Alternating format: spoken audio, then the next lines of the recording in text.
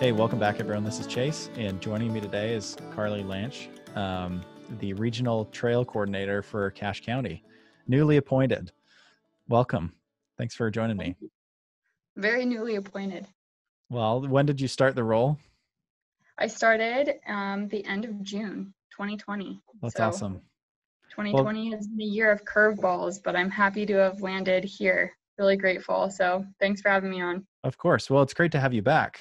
Maybe you can share a little bit about your backstory. You mentioned that you've spent some time here in Cache Valley, and now you have the opportunity to come back. Maybe if you could share a little bit about your connection to the Valley. Sure. Yeah.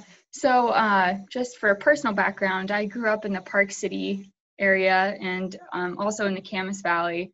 And I keep finding really great things to do here in Utah. So I haven't left yet. I actually did my freshman year of college up here and was an Aggie, and that was fantastic and great. But I kind of had a change of heart at the end of my 2 semesters and wanted to study something else that wasn't really offered at USU. So I found myself at the University of Utah, and I've been there the past 6 or 7 years.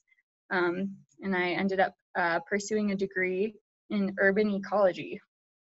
So that's awesome. What drove you to that? I guess what like piqued your interest in urban ecology, and did you have a love of trails growing up, or I guess what kind of piqued your interest in that? Was it growing up in Park City, you're surrounded by trails and that's kind of what you knew, or how'd you get into that? Definitely. So I actually came up here to USU to study conservation ecology. And my grandparents have a legacy of conservation. They started the Henry's Fork Foundation, which is based out of kind of Ashton Island Park, Idaho area. So I've always kind of had these role models in my life that focus on conservation and open space preservation and things like that. And my family, my mom runs marathons. My dad's a big mountain biker. So it's kind of something that I've grown up with. When I came up here, I kind of had a change of heart and wanted to study kinesiology, actually, which I believe that they have a program up here. But for some reason, I just kind of felt drawn to being in Salt Lake, where there was more action kind of going on. And I took an introductory urban ecology class just to fulfill a general elective credit.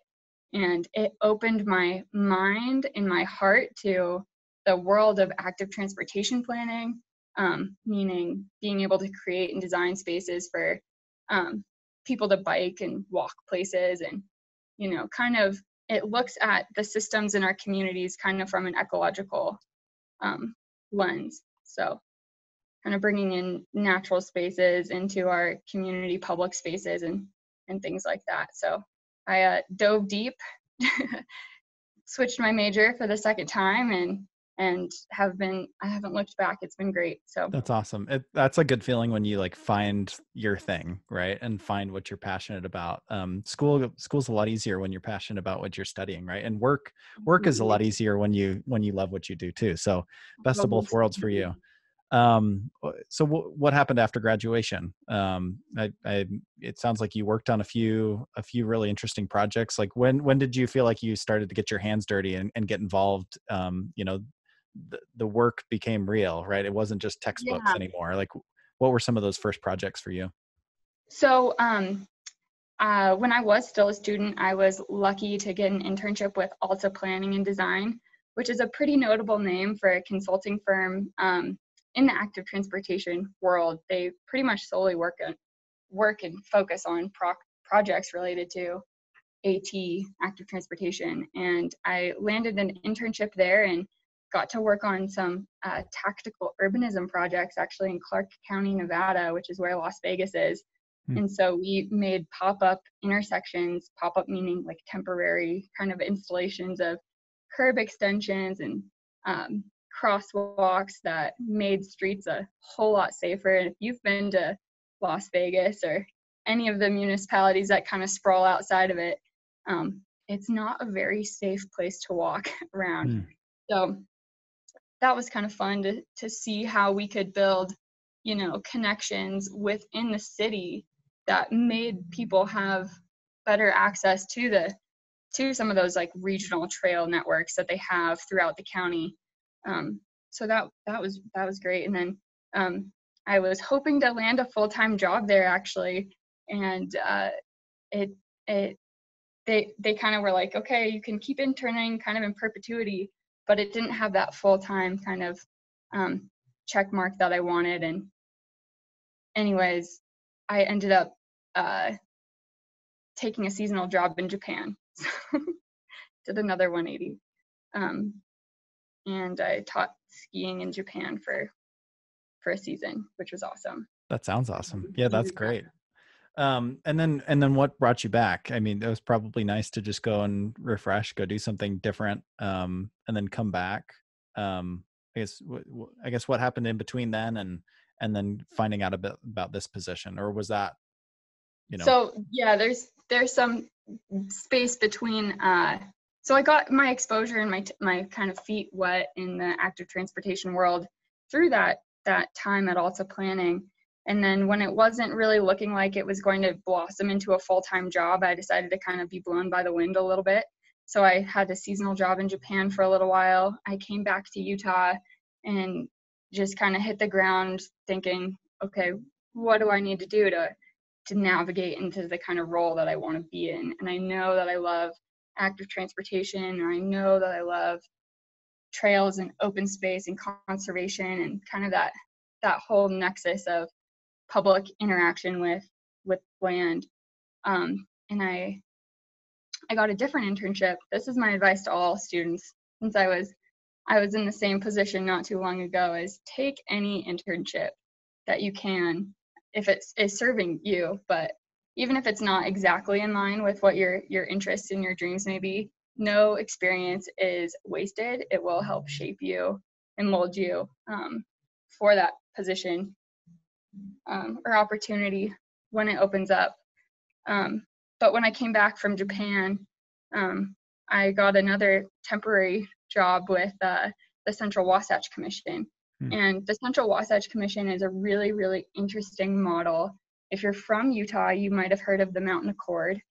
And that was kind of a come together between the ski resorts, the Forest Service, UDOT, UTA, people who own property in the Cottonwood Canyon, saying, okay, we need to figure this out. We got to talk to each other. How are we going to, plan for growth in the valley with pressure on our water and transportation and open space and all of the biodiversity in the canyons? So that's pretty much what the Central Wasatch Commission is an interlocal government where all these different voices are brought to the table to kind of figure things out together. So I got to be a fly on the wall for a lot of conversations related to, whether or not they're going to adopt a National Conservation and Recreation Area Act. What are we going to do with the buses and all of that. So I did the social media and outreach work for the commission, and I just thought it was invaluable to be a fly on the wall during all of those conversations. So, well, I imagine being a part of those conversations or being involved, or at least hearing them, being that fly on the wall, helps prepare you for a long career in this type of work, because it involves so many different parties, right? Like you said, private stakeholders to transportation entities, to state, federal, local, BLM, Forest Service. There's so many different parties invested in active transportation and trails, and you've got to navigate, working with each of them, which I imagine really helped prepare you for this type of a role. I guess, how did you come across this position? Well, so I was with the Central Wasatch Commission for a year or so. At the same time, you have to pay the bills. I was working for Salt Lake County in the recording office. And so if you're, if you need to know where your property line is or who's on title for your home, you go to the recorder's office. So I was kind of doing that at the same time as helping with their outreach, which kind of fulfilled I mean, it paid the bills and it was great, but it wasn't the fit for me. So I stayed there for 6 months and saw a job open up with the BLM, the Bureau of Land Management. BLM can have a different meaning now to a lot of folks. Yeah. And I got a job as kind of doing recreation planning and site design for it's called the Old Spanish National Historic Trail, which is a fascinating slice of American history. And it's a historic trail that connects Santa Fe, New Mexico to Los Angeles, California. And so it traverses through Utah, and it's a pack mule route. So we learned all about, or my role at the BLM was to kind of facilitate recreation planning and try to elucidate that history and get people to be able to use parts of the trail, because it's, for the most part, it can be just an invisible congressional line on a map that people don't know about. So we got signage on the ground and interpretation with the Park Service to help educate people about this really interesting history, which I could go off about, but that sounds amazing. And again, like all the while you're picking up, all these skills and learning how to work with different agencies and, just, it seems like every role that, like you said, right, every internship, every job, like you pick up something, and none of it is wasted, right? And it helps form you. And I guess what was your next stop after the BLM? So I was doing the BLM and the Central Wasatch Commission at the same time for a long time, for about a year, and then I launched into Cache Valley, because the way that the federal government works in some ways is they will try to buy cheaper labor, cheaper skilled labor by going through third parties. Like I was hired and contracted through ACE, the American Conservation Experience. So I had a temporary role, and knowing with COVID uncertainties and, the way that the economy was, that I needed to start looking for work again, because I wasn't sure if my contract there would be renewed. So it kind of pushed me into the job hunt. And when I saw the regional trail coordinator position open up, I thought to myself, after I read the job description, like, okay, wow, that's my dream job. It melds, the public engagement, the, open spaces, the trails, the community, and active transportation all into one thing. So when I got the call, I think I screamed to myself.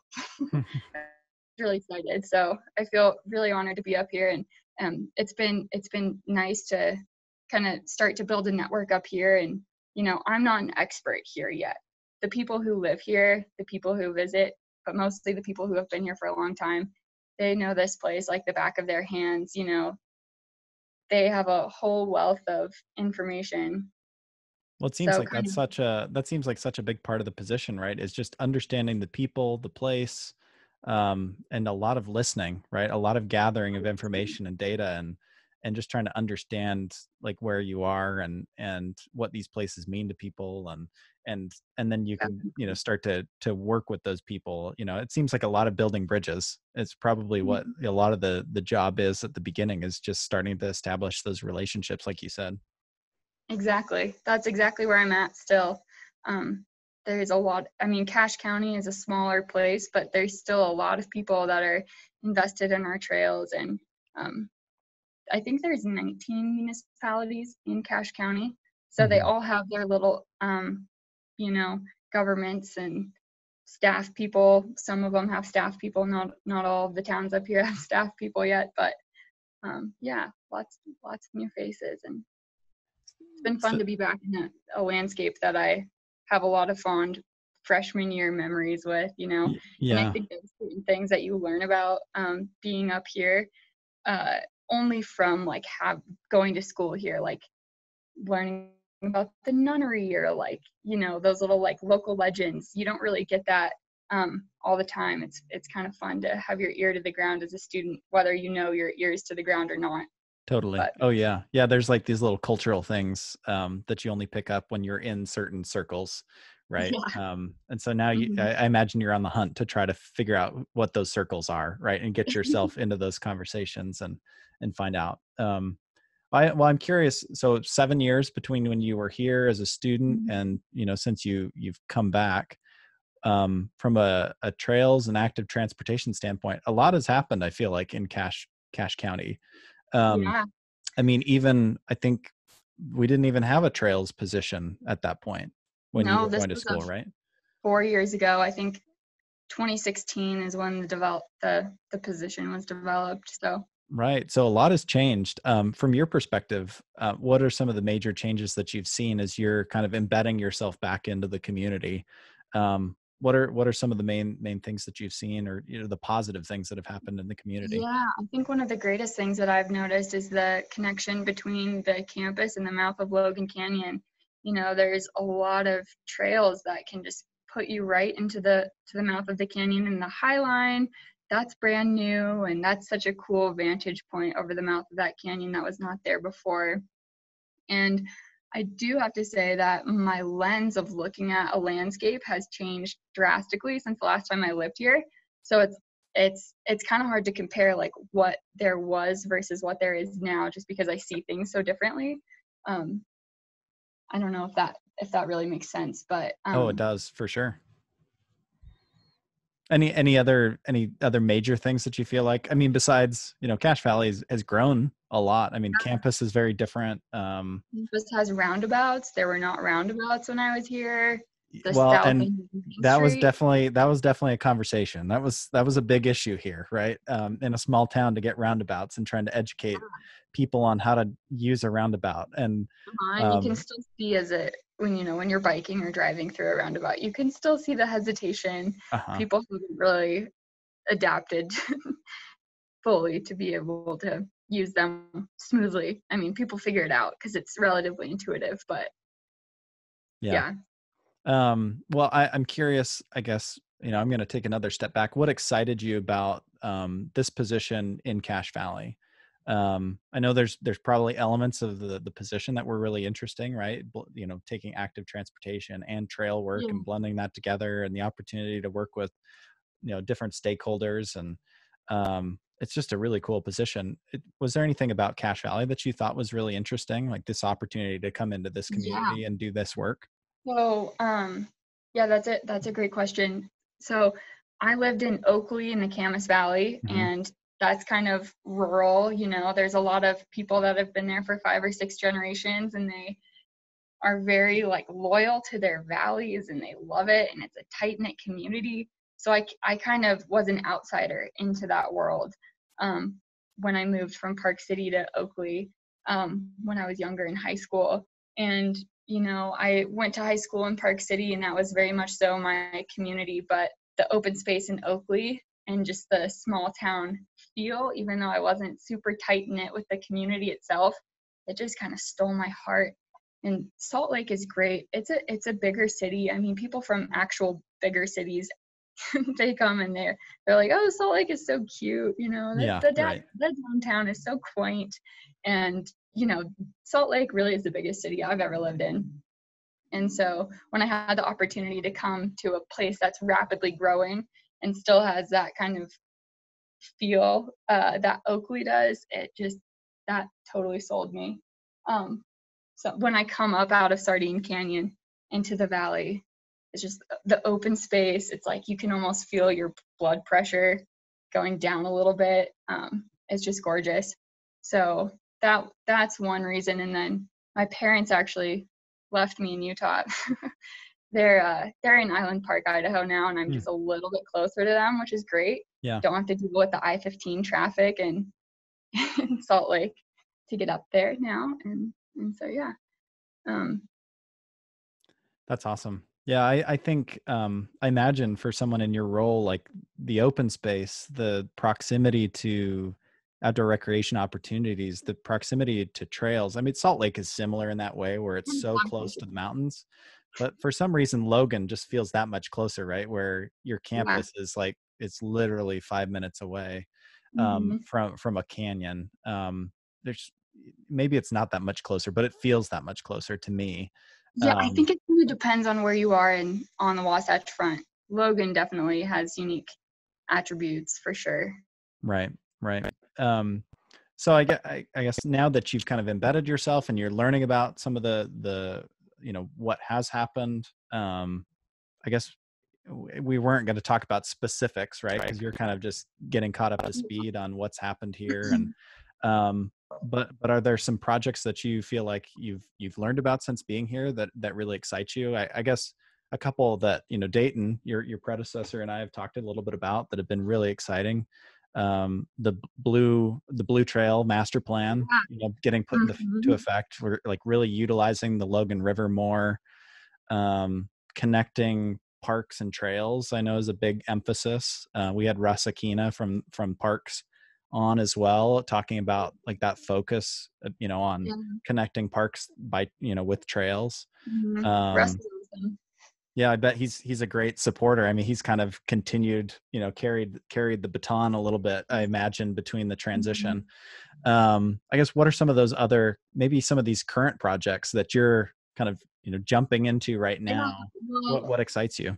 I do want to just compliment Dayton. He paved the way here. He created and got the plan adopted for the first active transportation and trails master plan here in Cache County, which is huge because that creates the guidance and the kind of template that we need to achieve these regionally significant projects and be able to get them done. But yeah, I mean, the Blue Trail, which is the idea of, well, just for people that are listening and who might not know what a blue trail is, it's an aquatic trail. So you're not walking it, you're in a paddleboard or a carry-in watercraft of whatever kind, and you can get from point A to point B that way. And so Dayton helped the city get some funding through the Utah Office of Outdoor Recreation to kind of get phase one going with that. So we're going through and assessing hazards right now, like what kind of rebar stakes from Utah State University studies are in the water that might be a hindrance, or what needs to be removed that way. So that's been fun, and I think over the next year and a half, people will see more signage and have more kind of understanding of what types of section of river they can get into here in the valley. Right. What's family friendly? What's that double black diamond kayaking section? So we can meet everyone's kind of needs. So well, I feel like the Logan River project is one of those that I feel like it's waking people up to how close outdoor recreation opportunities are. I think if you live in Cache Valley, sometimes you take for granted how close things really are. And I feel like, especially that Riverwoods area where, you've had trees cleared and brush and the river has really been, made visible from Main Street. Yeah. That's one of those where I feel like people are driving by and they see people fishing, or they see someone dropping in a kayak or paddleboard. And I think that's probably exciting for you to think, oh, there's probably people now who are going to see that you can use the river and are then going to go use the river, whereas maybe they wouldn't have ever thought about using it in the past. Definitely. And the hope is that you can kind of fuse this recreation with a sense of ownership and stewardship of a place. Like you don't want to expose a place and then have a million people go there and trash it. Like that is not what you want for biological, ecological sensitivity and just preserving the kind of scenic character of a place. So I think, with developing anything, there's kind of those threats. And I think that the way that we're going to be bringing the Blue Trail to life is, with appropriate signage, and there's going to be garbage cans, and, hopefully people will love the river so much and love that it's this sense of wild and fun, bit of nature in their community that they'll help, take care of it. Right. Well, that's got to be exciting for you to get dropped into a few of these projects. I know that Russ Akina was on, and and he was talking about a study to see if there's a possibility of connecting trails under Main Street, kind of along the Logan River. So you're getting dropped into so many projects. I imagine it's probably fun, but also you're doing a lot of catching up. That's got to be exciting. A lot of homework that I have to do, and it's all good. But I'm listening a lot right now and asking a lot of questions, and I think it'll be so incredible when that key linkage underneath Main Street is completed at some point in the future. We don't need to dive into that, and I probably shouldn't dive into that too much because Russ already talked about it, and I don't want to get anything wrong. But yeah, if people wanted to dive into that, they can jump on and listen to the episode with Russ. We kind of went in depth on that, but he mentioned there's studies that have got to happen, but that was definitely I'm interested in that idea too, this idea of connecting communities, because right now you have Main Street that kind of acts as a divider between west side and east side, and the opportunity to connect, just kind of break down the barriers so that people can flow, between west and east and along the trails is really interesting.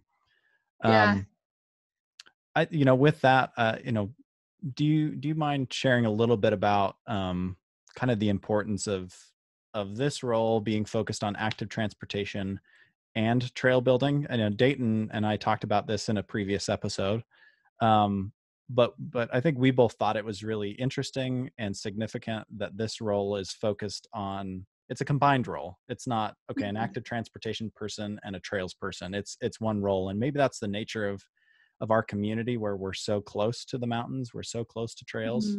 But what's your take on that? Why do you think it's so important that this work happens together?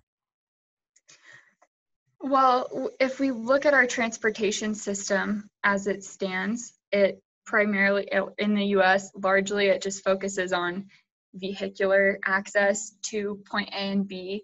And when you look at it from a human scale, the entire system shifts and it's not the same system anymore. So, trails, anything on a bike, that's more of a human scale kind of relationship between point A and point B. And I think that it's really unique, and we have some people that are kind of visionary in a sense that we're able to see that, we're looking at the same sort of scale with both of these, with trails and with active transportation. So why don't we have someone who's kind of bird's eye view at the whole bigger picture, to kind of link those together. So you asked me a little bit ago about, what kind of projects have you been dropped into the middle of? And one of the things that Dayton and a Fair and Pierce study kind of laid the groundwork for is called the Cache Bikeway. So it sounds like you and Dayton have chatted about that a little bit. Not as much in our conversation. So it'd be great if you got into that, if you wouldn't mind. I don't have really any major updates on it, unfortunately. I'm still, trying to understand the whole bigger picture, and where the money currently is and how we can get lines striped on the ground. But it's a kind of variety of treatment types for the road. So like sharrows, advisory bike lanes, just separated bike lanes or shared use paths, basically that connect Richmond all the way south to Hiram. So for bikes. So, that would be pretty incredible to reach the finish line with that project. There's already been so much work into studying, what roads should these facilities be put on, where do we need to drop the speed limit or not, so that, it's an acceptable, treatment for the road. So we'll see what happens with that, but that kind of highlights the regional human scale transportation from the bird's eye view. And it was culminated into that plan. So you can Google that, and there's a website for it, and you can see kind of where the route will be. Right. We'll include that in the description for this as well, if people want to visit that. He shared a little bit of some of his moonshot type projects that he was super passionate about, and mentioned that is one of those. The tunnel underneath, Main Street. He talked about a few of those that he'd really love to see happen. But it seems like bike lanes, that's one of those things that more and more is becoming an issue here in the Valley. I think we have more and more cyclists, more people Yeah, getting we into have a greater cycling. mood share of cyclists here than really anywhere else in the state. Really? So there's a demand for it. Yeah. And I there's got to be a correlation there between, we have some long-standing cycling events that have been here, between Lotoja and now the Grand Fondo and Little Red and the centuries that are here, the Tour of Utah that comes every other year to Cache Valley. So it really seems like there's a culture of cycling that has really grown. Aggie Blue Bikes, I should mention, the kind of Yeah, the I keep blue bikes. sunrise and joyride, from a bike shop perspective. So it seems like that's got to help from your perspective. That's got to help when you have a community that's, demanding active transportation. It probably makes your case I would hope it makes your case easier when you're trying to get some of these projects through. I think so. I think just having community support really is what makes anything happen. And seeing that there is kind of a culture of cycling up here already. I mean, predominantly people get from point A to B by a car here. Mm-hmm. That's not unusual for a city in America, but it is exciting that there is, people are already receptive and it's been great. I live close to Logan's downtown and my bike ride is so short to get to work. Yeah. It almost feels like I'm cheating, like it's not a long enough ride, but the kind of the scale of things here, it's actually attainable. The other thing I was going to mention is really just the backstory behind your position.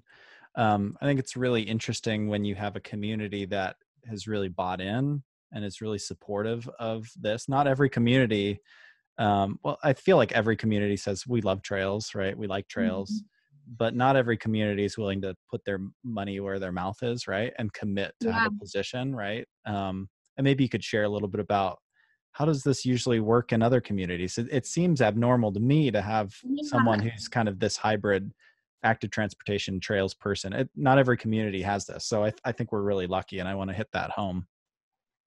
I think that we are lucky. I think it's pretty forward thinking on behalf of Cache County and all of the different towns that kind of collaborate in advocating for this position. So it does speak volumes to where Cache County's values are, which is fantastic. If you look at a bigger county such as Salt Lake County, they have a full staff of people that focus on parks and recreation and open space. And then, you look at other counties which are more comparable to our population size, and they don't necessarily have that. So it is unique that Cache County has someone in these shoes. So really, this isn't just you, right? Like this trail building, just building all out of this infrastructure out, the planning, like this is a community effort, right? And I imagine it helps when you can make connections with people in the community who know the community, like you said, those stakeholders who really know this region. So I hope we can help get people involved. I know there's probably still people around from past committees, but hopefully people can get involved in those opportunities. And we'll include directions on how to get to that website as well. Awesome. That's great. And I mean, projects happen because there's people behind them. And I'm a single person, so I can't do everything, but I'm really fortunate to have a lot of motivated people in this community that can kind of help guide me and point me in the different directions to get things done. I couldn't echo that enough, that it's important to have community support to get things done. Right. Well, I think this is kind of getting into a good place to wrap up the conversation. Maybe we'll do a part 2 in the future as you get more settled in, for sure. But I guess, what are you excited about in the future? And it doesn't have to be specific projects, but what are you looking forward to in the coming months? Well, I'm really excited to build solid relationships with all of the folks that want to make the canals be walkable, and I'm develop more miles of mountain bike trail and equestrian access. I'm just kind of excited to see where the community wants to go, and and how I can work to support them. There's so much potential here for recreation, and we're really lucky to live in such a beautiful place with just superb, world-class access, and still kind of have a small feel to our communities here. So that was kind of a nebulous answer. It's not, I don't have one mark on the target that I want to hit at this point, but I'm kind of hoping that the community can help guide me there. So right. No, I think that's great. That's awesome. I was just going to say, I think if you come back and ask me the same thing in six more months from now, I'll say, hey, we want 5 more miles of trails here. It'll be kind of more objective, but right. Well, whenever you have those objectives, let us know, and then we can do an update. That'd be great. How do people stay in touch with you, your office? How do people stay in touch or just hear about updates? I know you guys are pretty active, more active now on social media. How do people stay in touch with you and get updates?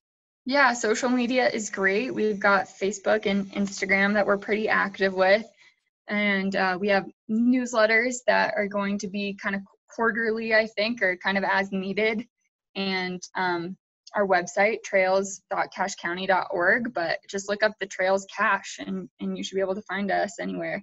And I do want to point people, if you want information from the source, you should call the Logan Ranger District. Follow their Facebook for updates. They have more of a pulse on what's happening in the forest, and it's good to go to the source for information. Right. That's awesome. Well, Carly, welcome back to the community. And we're excited to have you here and excited for all the things that you're working on. And if we can do anything to help, let us know. We love the work that you do. So thanks again for taking time. Thank you, Chase. It is an honor.